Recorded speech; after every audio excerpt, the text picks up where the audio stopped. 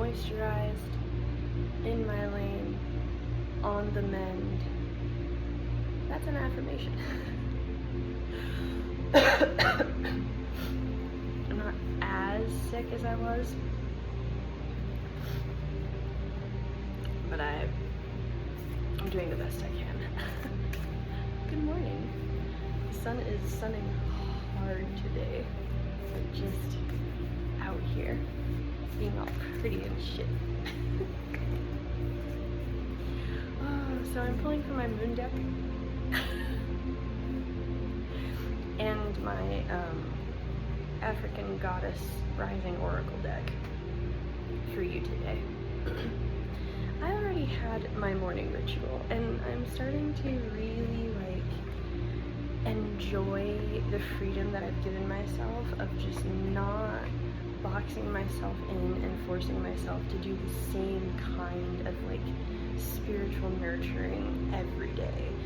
And it's because I'm learning this because I'm learning that when your body is adjusting to new things, like being sick, it needs different things, and so then your routine is off. So I can pre-plan all of my meals at the beginning of the week, but I got too sick to eat them, so I gotta adjust. I gotta do something different. I'm going from my robust steak and potatoes diet to my brat diet of applesauce and bananas and Pedialyte to get myself together. And so I'm taking that lesson and morphing it into this side of my life where I'm I do take bath and showers as a ritual, as self-care ritual, because I'm not just thinking about oh, I gotta hurry up and get clean, and I gotta do this and I gotta do that, and and I'm just no, good morning to me. I'm gonna shower, I'm gonna moisturize, I'm gonna do my skincare routine. I'm doing it different because today that's what I need. Is to just take care of myself. So maybe someone needed to know that it's okay. 222, as I said, that it's okay to switch it up on yourself. You're still doing amazing. Your routine is your business. It changes when it wants to change, and that is valid. I'm just really proud of you for getting up and doing anything, okay? Those of us who are, chaos bunnies that are recovering chronic people pleasers, and those of us who have really struggled with the desire to still be here, looking for just anything. Here's a tip: don't box yourself in to these planners and these rules. I don't know that works for you. You get to explore what you need to be comfortable, and that is part of your routine process. It's so valid, and I love you. I'm not even looking, I'm just holding it up. Oh, moon stag, and then a-Bol-Nimba harvest. Okay. I keep saying things I'm only being told or called or moved to do this one thing, and then 2 seconds later I'm doing a thing, a totally different thing. So I'm just, along this journey, I'm also learning to just go with the flow, stop being so rigid with myself, telling myself, oh, the first thing that happens is the only thing that happens. No. The first thing that happens is just the first thing that happens. Even when it's bad, it's just the thing in that moment that's happening. So anyways, I don't know why I'm feeling the sun is just making me preach at y'all. Okay, so let's do 36 moon stag. Let's read about it. Let's do this together. I like doing this with you, actually. It makes me happy. I'm a very community-based person in that way, so I'm just yeah, I get to hang out with my friends and read this and do this, and it's good. Alright, 36 moon stag. Keywords: regal, authority, support. The moon stag is a magical heart holding the full moon in his antlers. He is an aspect of the antlered horned god, and he represents regal power. He is the monarch of the misty glen by moonlight, the keeper of dreams. His power is immense, his strength the might of combat during the rut. He comes to let you know that you hold a spark of divinity within you, and he wants you to tap into it. He encourages you to find your own regal power and to expect good things to happen to you and for you. As he watches over you, this protection is absolute, and once you have befriended the Stag Lord, he will never leave you to fight your battles alone, for he is there in your heart, giving you courage and making you bold. Certain hearts have long been considered to bring good fortune to all who see them, and stags are linked with abundance and prosperity, so a time of receiving all good things is about to unfold for you. Accept all the challenges that lie ahead, for you have the capacity to achieve great victories in your life. If you are brave enough to stand your ground. You guys did see that I shuffled it in front of you and just blindly, right? My memory sucks, but I'm almost positive I did that because I don't go deep into like the traditional decks that I have here. I've picked up like my 3 decks that I picked up from Barnes & Noble. I actually never felt led to like deep dive and investigate them. I've actually not been led to deep dive and investigate any of my decks, but they're, except this one. But the Goddess deck, like, this was one of my first ones that really tapped me into my self-love journey and really got me in a stable place. And so, even though I'm not familiar with this deck and I'm reading directly from the manual at you, this one has come to me. a-Bol-Nimba has come to me before, and it's like 43. Let me just get into it. a-Bol-Nimba, goddess of harvest, Baga, Guinea. Temple High Priestess, element water. a-Bol-Nimba, a-Bol is a Baga fertility goddess, and Nimba is her living spiritual healing mask. Together they embody the sacred feminine and abundance. a-Bol-Nimba's guidance. Give thanks. You are being blessed. It is harvest time. Pray attention. A season of great harvest is a season of great epiphanies. You are prospering. Embodiment. Harvest is when you reap the blessings that you have sown. The harvest is not just the fulfillment of your dreams, but the creation of them.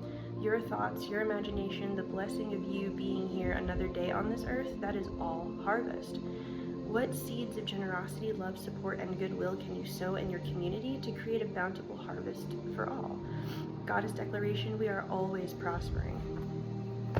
Second time in a row, I'm pulling like dualities. We're talking a divine masculine and a divine feminine force. Energies that we all have within us regardless of anatomical settings. And I think part of the reason why this is for me is because I'm slowly coming out of my closet about a couple of things that I have self-love discovered about myself.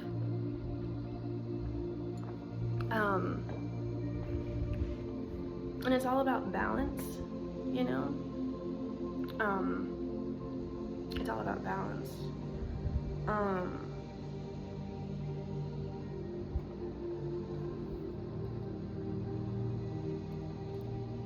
I've been wanting to talk about this movie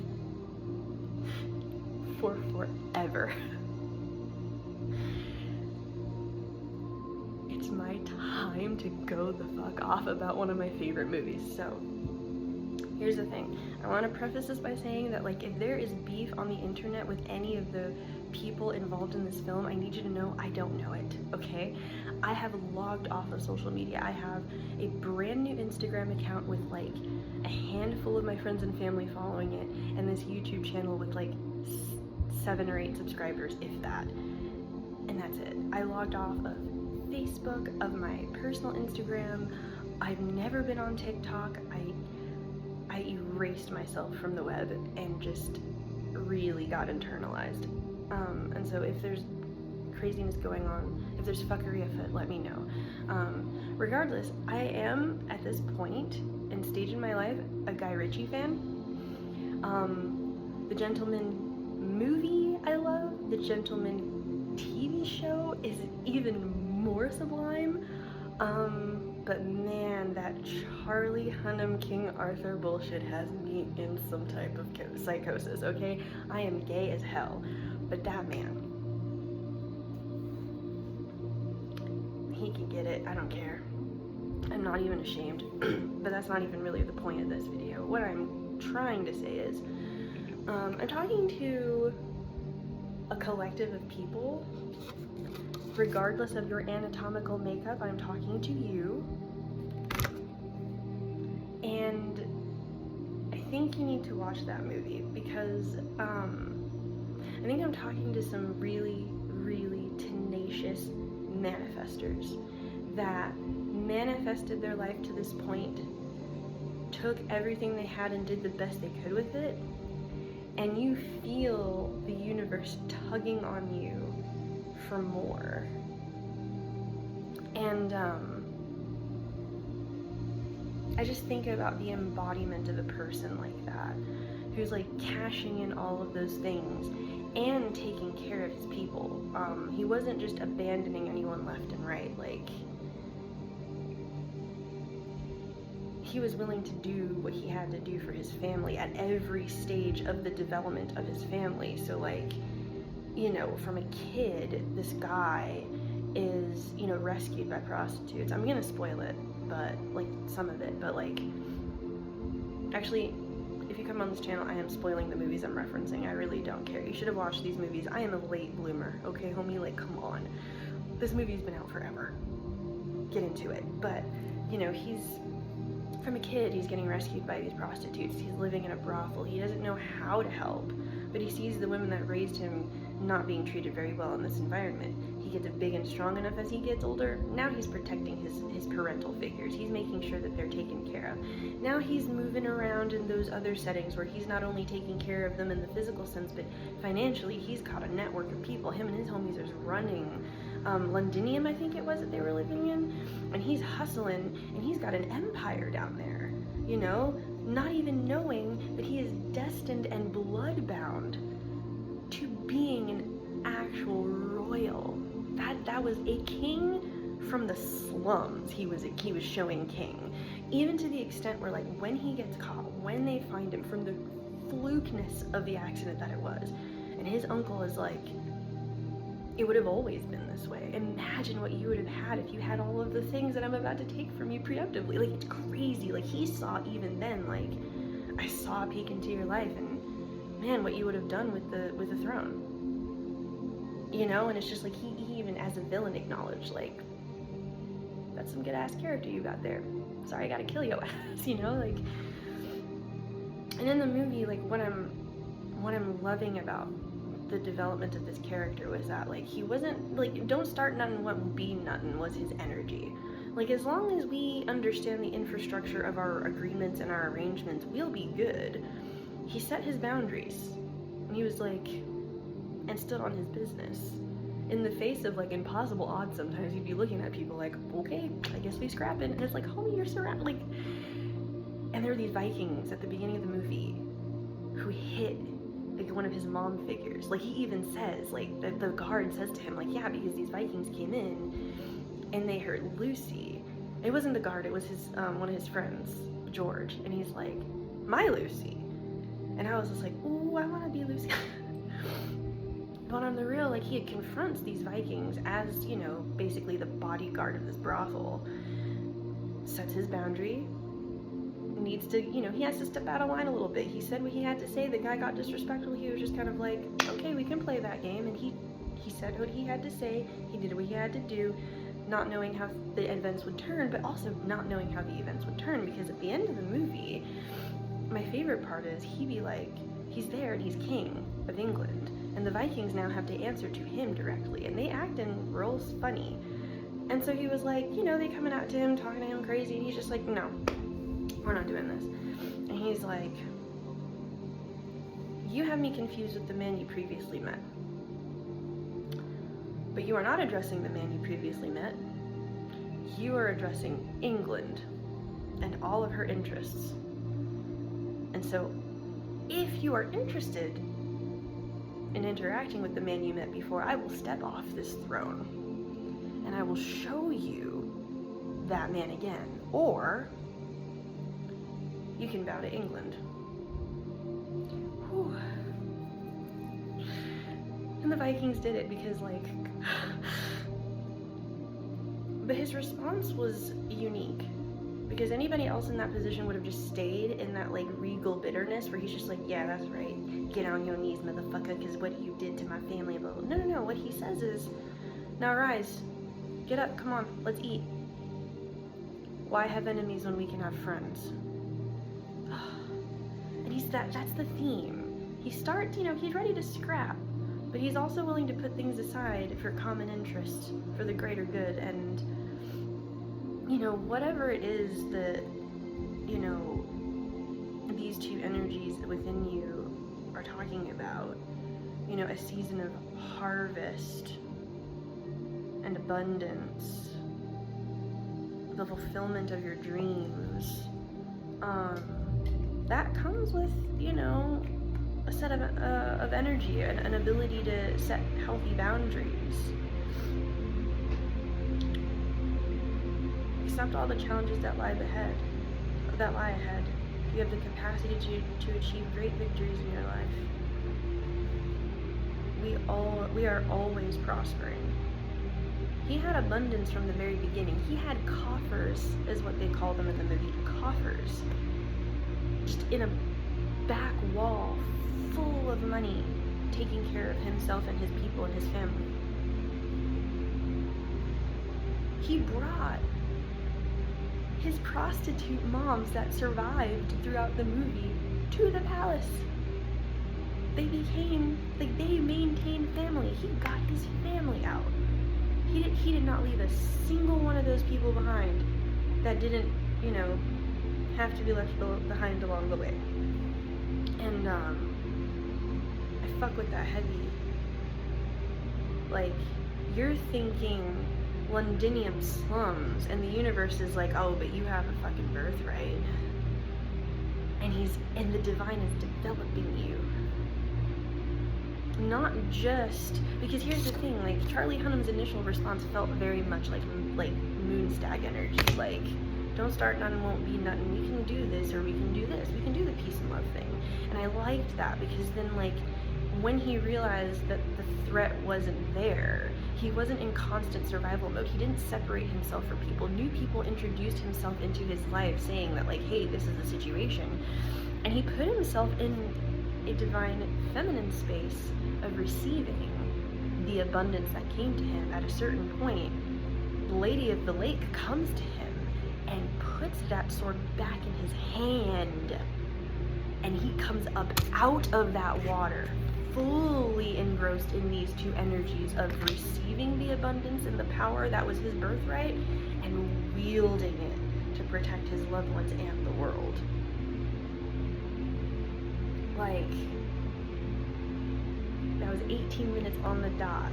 That's the story. That's it. That's you. That you. And I fuck with that heavy. You seem like a really cool person. You seem like a really, really cool person. You see, like, you're really figuring it out, the balance within, and you're really getting into that acceptance part of it too. And, like, same. Like, let's be friends. Me too. Like, you're starting to go out there and start speaking your truth and facing those fears. You're looking at people and saying, like, this is who the hell I am. Same. Like, I'm getting there. You're getting there. You're about to step into that divine placement. You can feel this coming. I can tell you feel it coming. More than a slumlord. More than a discarded orphan. You are divine. And you call abundance to you. And sometimes, the things that enter into your life need to get checked. And you can be as divine as you want to be and still check them, motherfucker. My mom watches this channel. I try not to do this too much. Like, I want to be honest and authentic, but also, like, I do realize that, like, certain people don't want to curse because it's genuinely, like, a struggle for them. Similarly to alcoholism, when you have, like, an impulse to do something that you genuinely don't want to do anymore, because that's your business. Like, I try not to, like,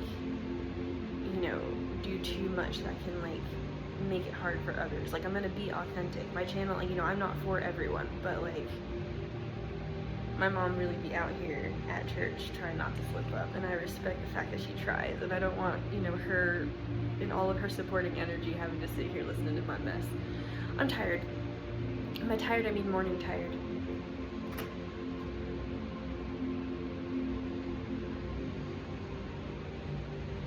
Young men came from hunting, weak and weary. That was one of my favorite songs in the movie. Like, it's just so intense with it, like,